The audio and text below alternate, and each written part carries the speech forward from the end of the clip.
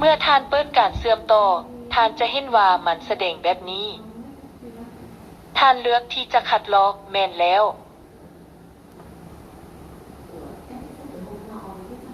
เลือกโดยยิงฮิวที่นี้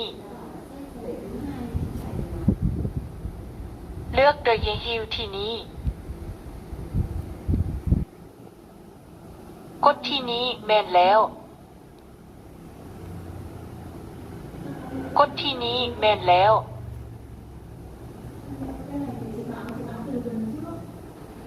สุดท้ายเลือกที่นี้เพื่อเฮ็ดสำเร็จจุด